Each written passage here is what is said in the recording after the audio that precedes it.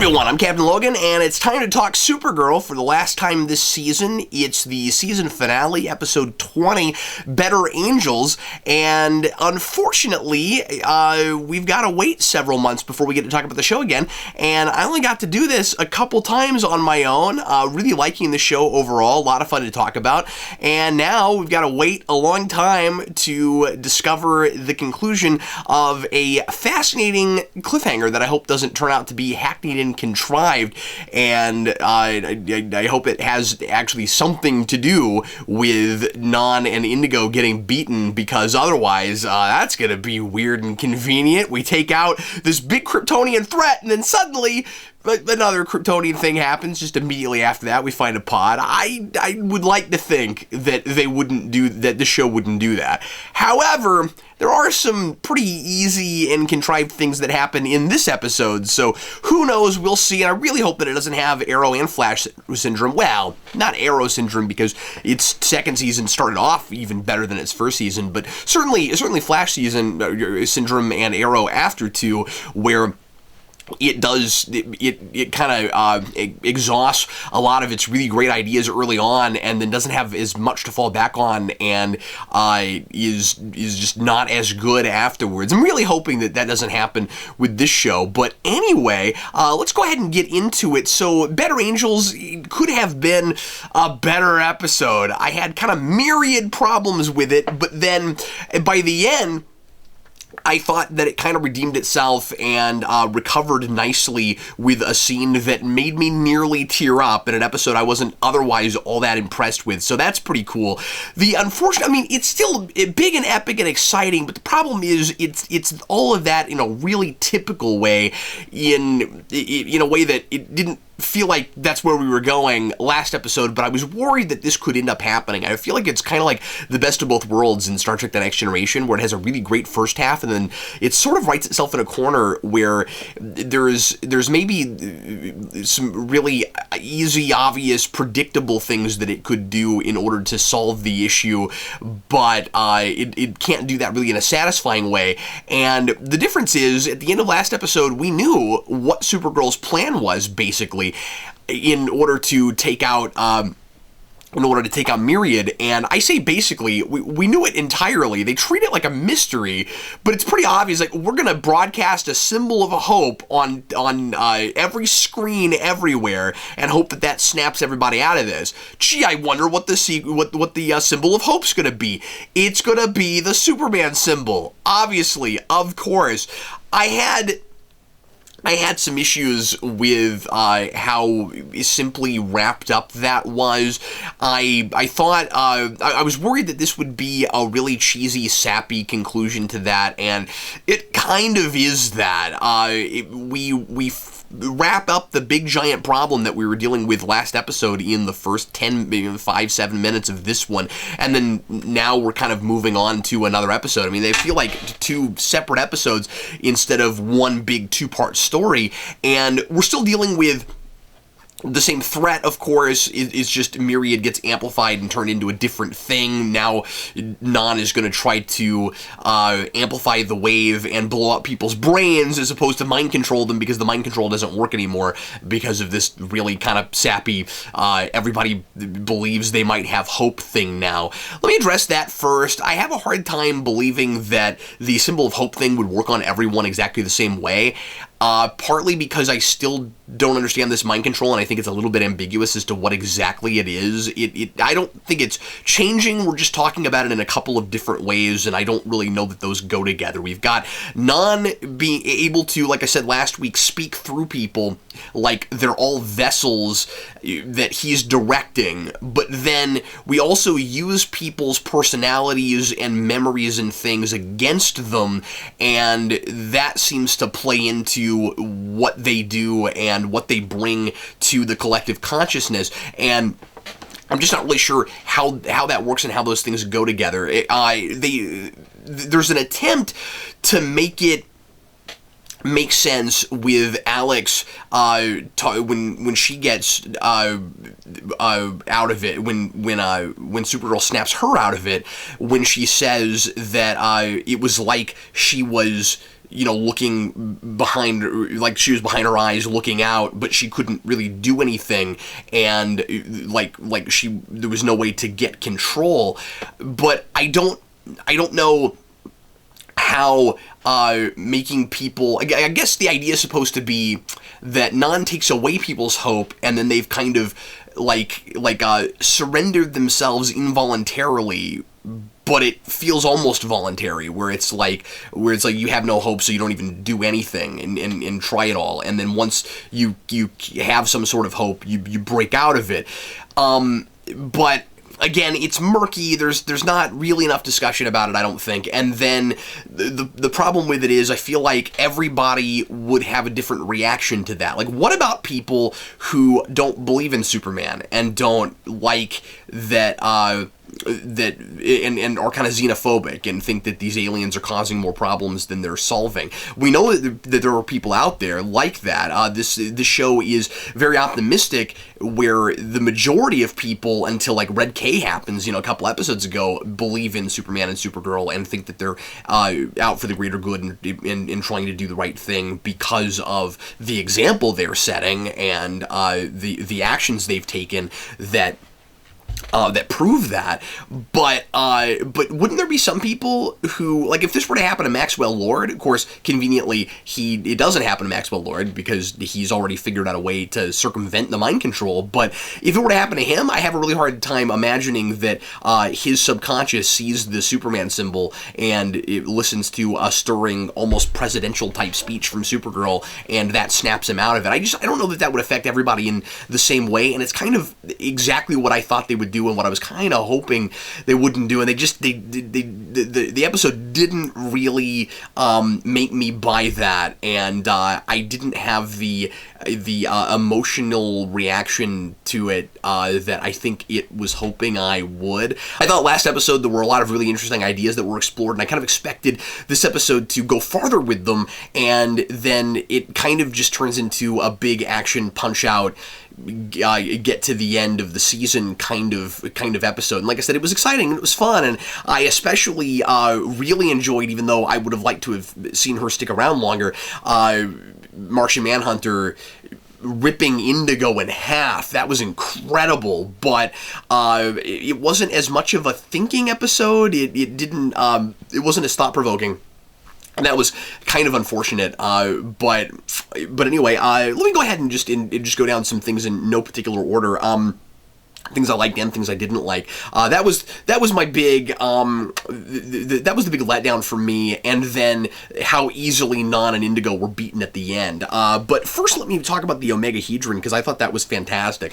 If you're not familiar with the Supergirl movie that Helen Slater did, you had this MacGuffin, this device that everybody's after that came from Krypton. That's like this all-powerful device, and it's the big excuse to it's kind of the stand-in for telling much of a real story.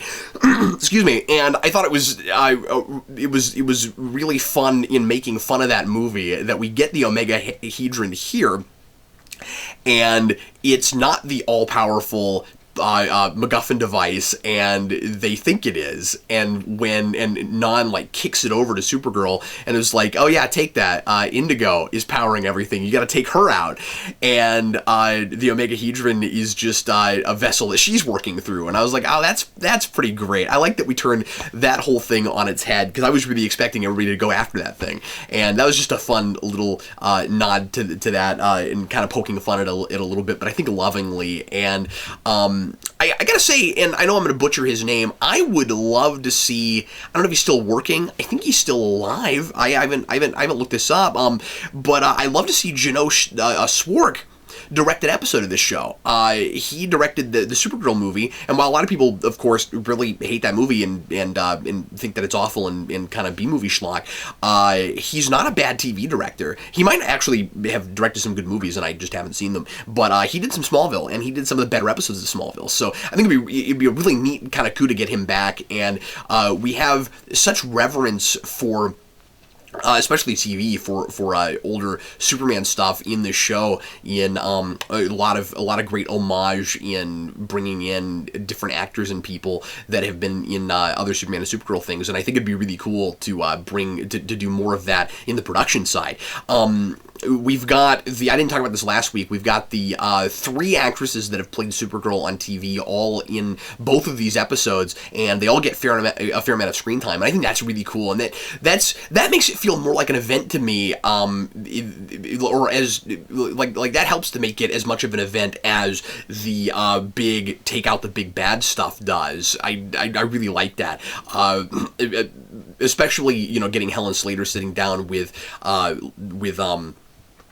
Melissa Benoist at the end, I think was a really nice, touching family scene. But having Laura Vandervoort, who's still really great, is Indigo, and you're just having all 3 of them in the same episode. I really thought that, like I said, that it was kind of unfortunate that Indigo was taken out already. That you had these 2.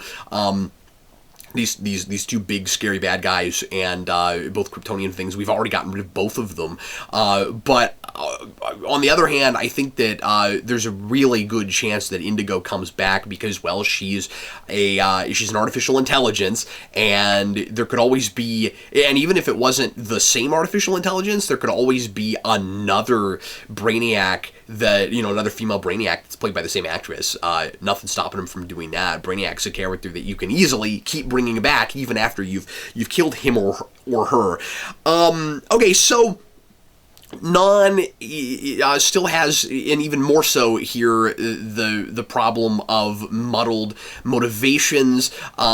He and Indigo initially are like, okay, so Myriad didn't work, so we're going to amplify Myriad, we're going to kill everybody on the planet, and we're going to make Supergirl, and then we're going to leave and go conquer other planets, because Non, I guess, is much more now about conquering planets than he is about saving this one, and he's letting power go to his head, I think, is supposed to be the idea. I still don't think that we're making that clear enough, but I think the idea is supposed to be he's becoming this despotic warlord, and he's justifying it by saying, I'm not going to let what happened to Krypton happen to other planets, and that he's supposed to be this twisted, this twisted version of Astra, and that she sort of had her heart in the right place. She had this ends justifies the means thing, but she was doing it for more noble reasons, and he's not. But anyway, so their idea is, well, we'll kill everybody on the planet, and then we'll leave Supergirl as queen of nothing. And I kind of liked that idea, that they wanted her to, that was going to be their revenge. That instead of killing Supergirl, they were going to leave her on this, they were going to strand her on this planet, and they were going to leave the whole planet desolate, and she was going to be trapped here to rule over nothing.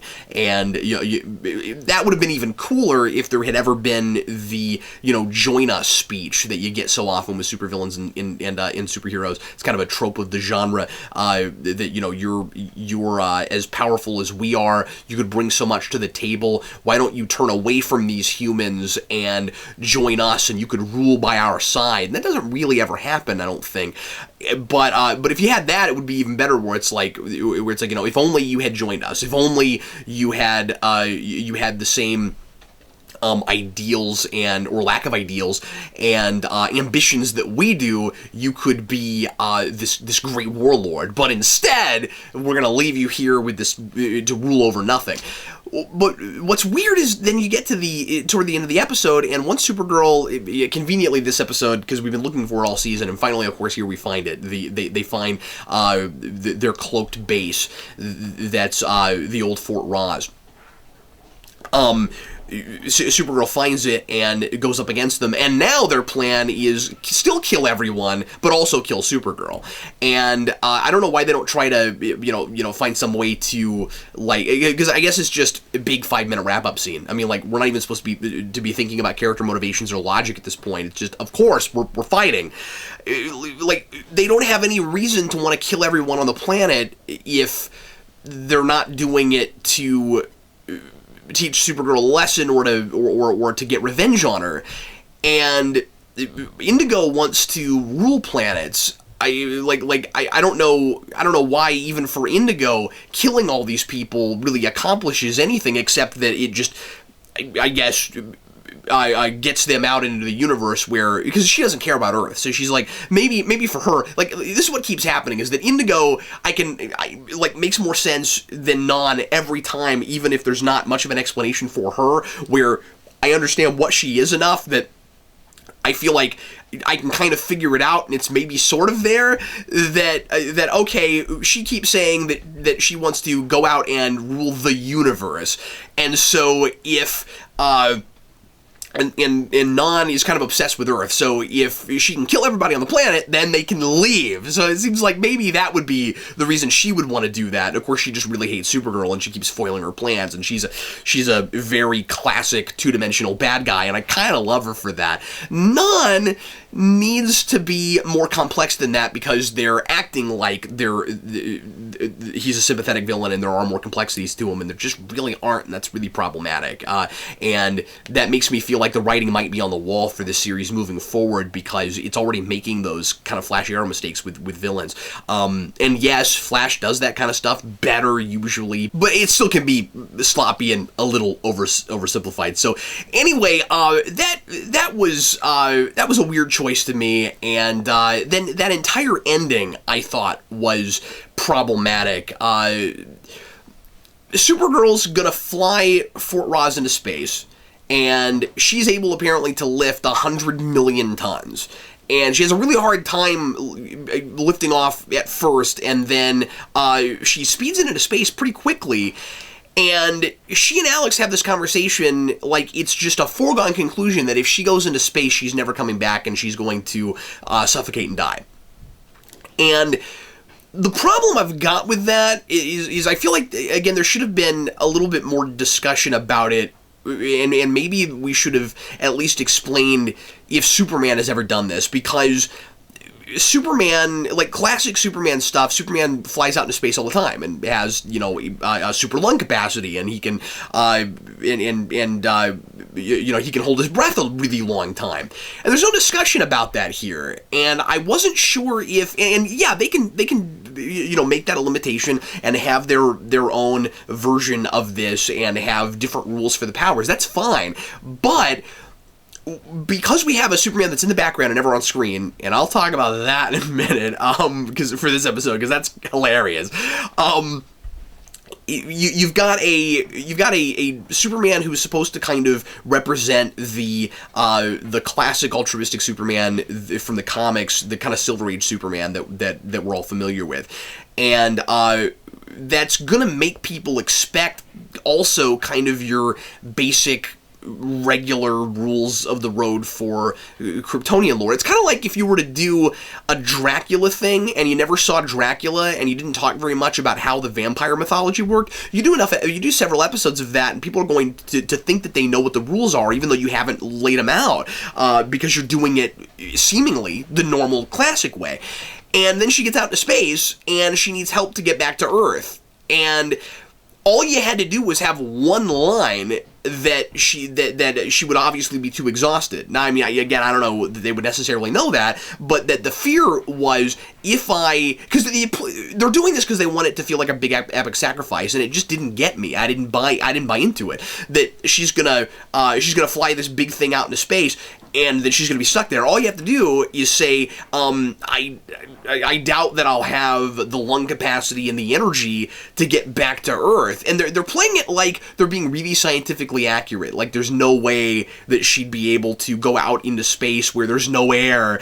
Like they make a big deal out of it. There's no air. Yeah, we get that. You know what else? There is? There's an atmosphere, and you didn't show any re-entry effect or anything. So like, don't act like you're brilliant at TV science or anything. So anyway, I wasn't sure about that, and then there's some kind of forced drama and trying to, I think, really ineffectively manipulate the audience into being afraid for our protagonist. And of course, we know that she's gonna survive. She's got another season. It got renewed, so we're not worried about that. But you want it to feel really satisfying when she gets rescued. And At what point did Alex decide to get in her pod and fly it out into space and grab her? Because that doesn't feel like a decision you could make in the moment. Like, have we been keeping that thing fueled? Have we flown it before? Are we making sure we know how to use it in case we ever have to go out into space with it? Because it has to be a decision that she makes after Supergirl starts to fly Fort Roz up, because she's pleading with Supergirl not to do with this on the phone, and then all of a sudden she's got this really easy fix.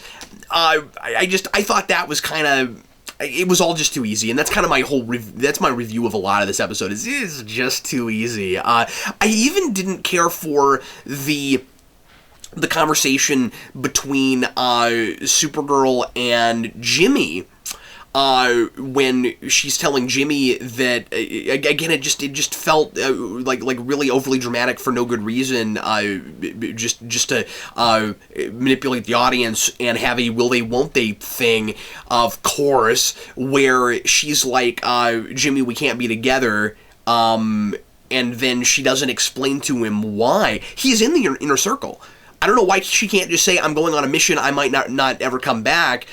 I'm doing that today. Like, I don't know, why don't you guys, like, have one last, really good kiss and say, I would have loved to have, I would have loved to have continued, this path we were on, and maybe I can if I survive, but I don't think I'm going to. Why doesn't that conversation happen? Why does it have to be the keeping secret thing for no reason? That has to come from a place, or it's just really typical TV drama nonsense that makes me roll my eyes at it. I don't know. I do like that after we get that, they're actually a couple at the end, so that's good. I'm glad that we didn't try to find some way to use that as an excuse for why they couldn't keep dating. I was a little bit worried that we'd get to the end and one of them, Jimmy or Supergirl, would be like, oh, she's got... she's having to constantly try to save the planet, and her life's always in danger, so we don't want to risk getting in a relationship because she might die at any time. I'm glad they didn't go there, and that the status quo moving forward is they might actually be dating. Please make this the one time in a TV relationship with a superhero thing on regular primetime broadcast television that these guys are allowed to stay together and have a good relationship. Yeah, you can have difficulty, you can have your couples squabble, couples have problems, there can be good drama with the relationship, but you don't have to break them up every couple of episodes just to stretch things out and keep the audience guessing. You can do that naturally. Anyway, so yeah, I wasn't in love with that, but I did like they were still together at the end. The Superman being unconscious thing is hilarious. It's never explained that I saw. I never caught an explanation for why Myriad makes him go unconscious and why he wakes up once we take out Non and Indigo. It's that kind of magical thing where the spell gets broken and he wakes up, even though I don't even know what the spell was in the first place.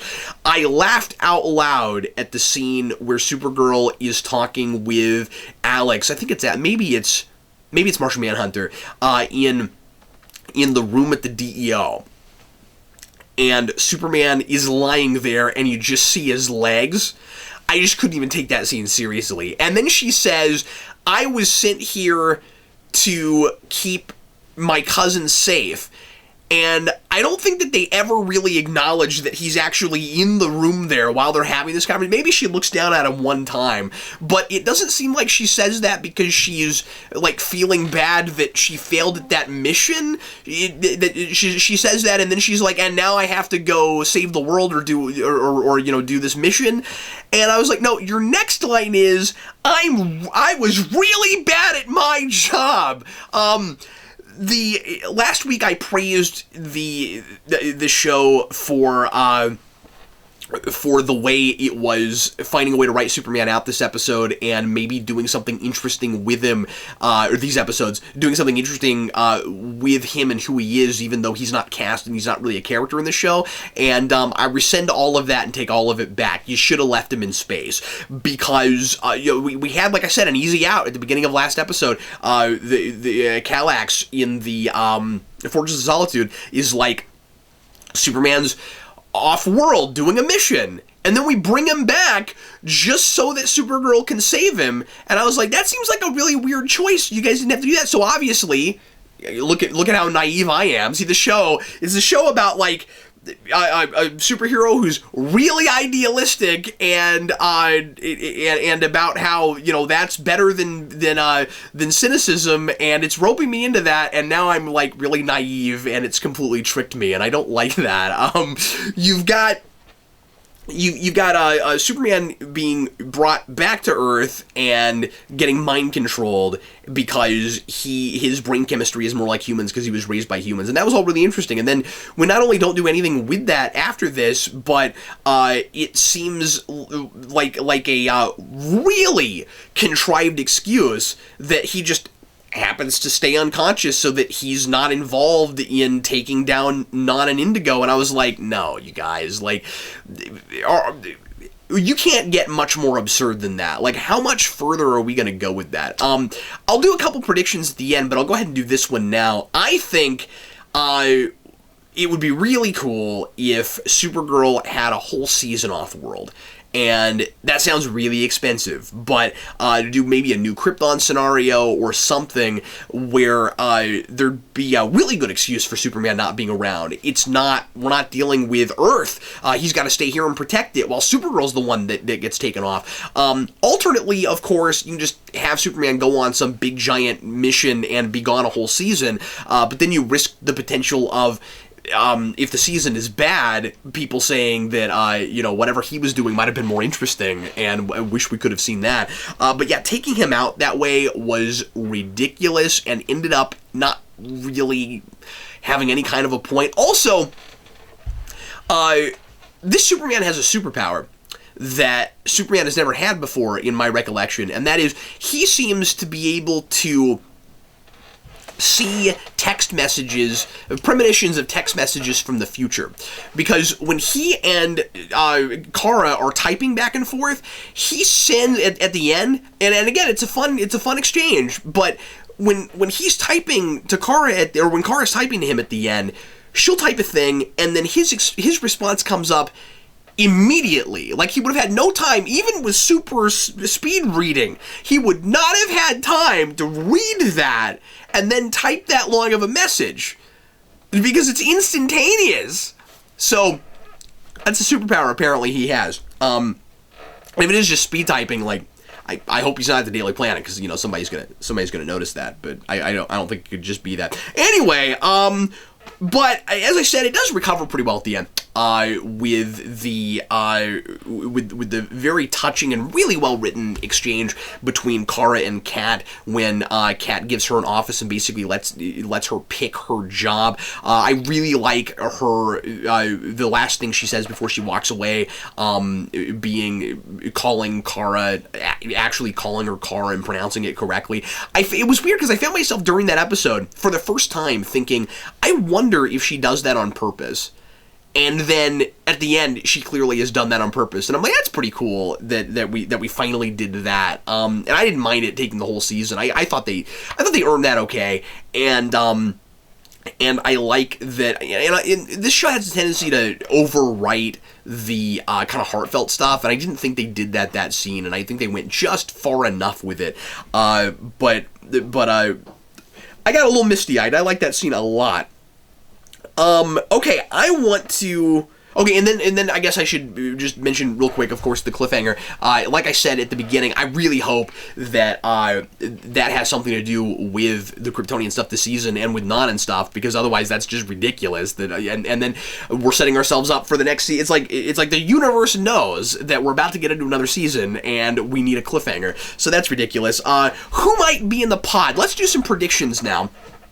about a few things. So the pod comes down, and she looks in, and I can't tell if that is a look of recognition or a look of surprise or both.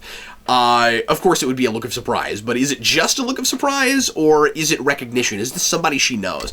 If it's... And I'd love to know from you folks in the comments if it bugged you that we didn't get to see who it was, or if you thought that that was a cool cliffhanger. I would have liked, like I said, some sort of a sense that this is not a really hackneyed thing, and I might have liked it even more than I did, but it is maybe kind of fun to guess. Who might it be? My joke answer is Crypto the Superdog. I really want that to be who it is. I want her to open the pod and Crypto the Superdog, because that would be the best sidekick ever for this show. And given Martian Manhunter, they could maybe do the CG okay for Crypto the Superdog. I'd love to see that. Let me also say I'm so glad that that John Joes didn't get killed off. I thought there was a chance they would go there, and I realize major DC character probably not going to do that, but he's expendable for this show, and I feel like there were some teases in both of these episodes that he might, especially when he gets impaled at the end. They wanted us to think he might get killed, and I'm wondering if he's going to be that guy who they fake us out this season and they kill him off next season, or if he's going to be like, and this is what I hope because it's Martian Manhunter and that guy is awesome, that actor, that it's more like Quentin Lance, where they keep making us think they're going to kill him, but we get 4 seasons in and he's still alive. I forget if they made it definitively really clear exactly what happened to Zor-El before the planet blew up, but could it be Zor-El? I mean, the thing is, any Kryptonian you've heard of, if it's them, it's got to be somebody who you would have figured got killed when the planet exploded, or somehow or rather wound up in the Phantom Zone, and apart from the Fort Ross ship that got pulled out of the Phantom Zone. So, who else could it be? And then I'm thinking, this show likes to make its, so far, a lot of its major villains in supporting, alien characters, women. I think there's a chance it's Lara, which sounds like a crazy prediction, but they've made Allura kind of the Jor-El of this show. I could see him going there. And then it would be even more preposterous if Superman is not involved. But I don't put that past this show, because this all had to do with members of his family, apart from Non, before that, and he's not involved. And then if you got rid of him somehow, and then had Supergirl protecting the Earth without him, I could kind of see him going there. I think it could be, unless it's Ursa, but I don't see that being that big of a surprise for anybody in the audience. I mean, it seems like it's got to be somebody that we've heard of that's a big deal. After you've just done Non, I don't know that Ursa's really that big of a deal. Sorry, I don't mean to jump around, but I also want to ask this. I thought the Kryptonians had an army. Like, what happened to that? We beat Non and we beat Indigo. What are the rest of the Kryptonians? Did I miss something? Did we get rid of them somehow? And I didn't notice. Like, what's with that? Anyway, so those are a couple of guesses. I doubt it's any of those people, but I was having a hard time thinking of anybody else that it could possibly be that wouldn't be really obscure. Like, if you're going to do a satisfying cliffhanger, it's probably going to be somebody that at least your Superman screen audience has heard of. I don't know. Here's my big prediction, my big theory. I think Jeremiah, Dean Cain, the Supergirl's surrogate father, because they're gonna be continuing to look for him this next season. I thought maybe they would find him this episode, and that would be the big cliffhanger, and it wasn't. I think he's gonna be Cyborg Superman. We have Hank Henshaw, and we have, of course, Martian Manhunter, doing the fake Hank Henshaw thing. And I'm sure what a lot of people, and I've thought this too, though, a lot of people have been expecting him to, everybody thinks he's dead, him to come back, and he'll end up being Cyborg Superman. There's a couple of things that make me think that they're gonna subvert that, and it's gonna actually be Dean Cain. First of all, just the novelty of Dean Cain playing an evil Superman. I think it's too good to pass up. Where they've set us now makes me think that that was their plan all along, and that's why they didn't bring him in this early, because he's liable to be a big bad. and maybe it's wishful thinking. I would love to see that, but I think Dean Cain comes in as Cyborg Superman. The other thing, the other couple of things that made me really think that might be where they're going, that supports this. Cadmus Labs is apparently where he is, and Cadmus, of course, didn't really have anything to do with Cyborg Superman. I don't think that was where we cloned Superboy and stuff with Death of Superman. But Cadmus is a major Death of Superman thing, and I am imagining some kind of experiment happening there because I'm imagining, maybe Jeremiah had some kind of really awful accident and he got hurt really bad and he needed, cybernetic implants.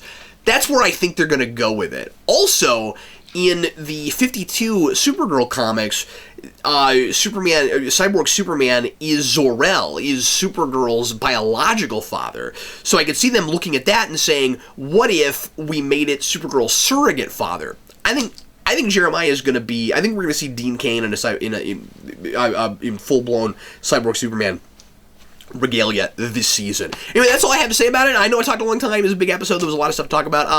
I was pretty down on it for a season cliffhanger. I really like where we are at the end. I really like the status quo at the end, and I think that it recovered nicely, but I think that it was pretty easy wrap-up-y. What do you folks think? Leave your comments, let me know, and I'll be doing more Crisis vlogs for Legends, and I'll be talking about Powerpuff Girls whenever that comes out, but we won't have this for a while, so gotta wait a few months to find out who's in that pod. Leave your comments, let me know what you thought, and this concludes today's Crisis vlog. Thanks for watching.